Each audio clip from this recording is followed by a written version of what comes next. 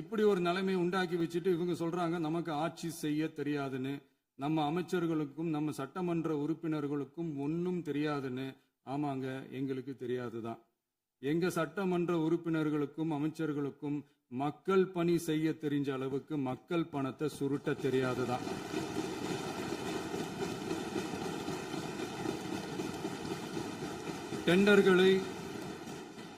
டெண்டர்களை முறைப்படுத்த தெரிஞ்ச அளவுக்கு அதோட ரேட்டை உயர்த்தி ஊழல் செய்ய தெரியாதுதான்.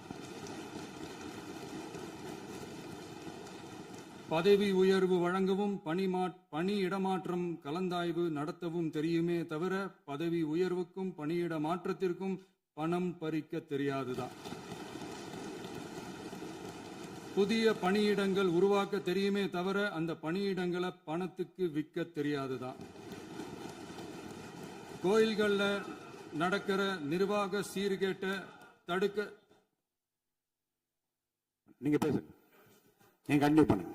கோயில்கள்ல நடக்கிற நிர்வாக சீர்கேட்டை தடுக்க தெரியுமே தவிர கோயில் பணத்தை கொள்ளையடிக்க தெரியாதுதான். தங்கத்தை உருக்கி தாரை வார்க்க தெரியாதுதான். கனிம வளத்தை பாதுகாக்க தெரிஞ்ச அளவுக்கு கனிமத்தை வித்து கொள்ளையடிக்க தெரியாதுதான். அரசு வருமானத்தை அரசு கஜானாவுக்கு மாத்த தெரிஞ்ச அளவுக்கு அந்த பணத்தை தனிப்பட்ட கஜானாவுக்கு மடை மாத்த தெரியாதுதான்.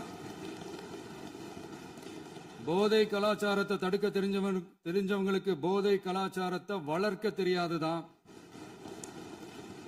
நம்ம குடும்பத்தில் இருக்கிற பாட்டி, அம்மா, அக்கா, தங்கச்சி, குழந்தைங்களை, பெண்களை மதிக்க தெரிஞ்சவங்களுக்கு ஓசி பஸ், 1000 ரூபாய் கேஸ், இப்படிலாம் பேச தெரியாதுதான். எங்க உறுப்பினர்களுக்கும் அமைச்சர்களுக்கும் மக்கள் சேவை தெரிந்த அளவிற்கு சுயநல தேவையை செஞ்சிக்க தெரியாதுதான்.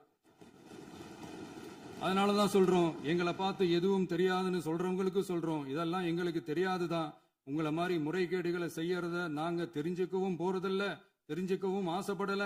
அத கடைசி வரைக்கும் எங்களுக்கு தெரியாமலே இருந்துட்டு போகட்டும். அதனால நாங்களும் எங்க மக்களும் வெரி வெரி ஹாப்பி தான்.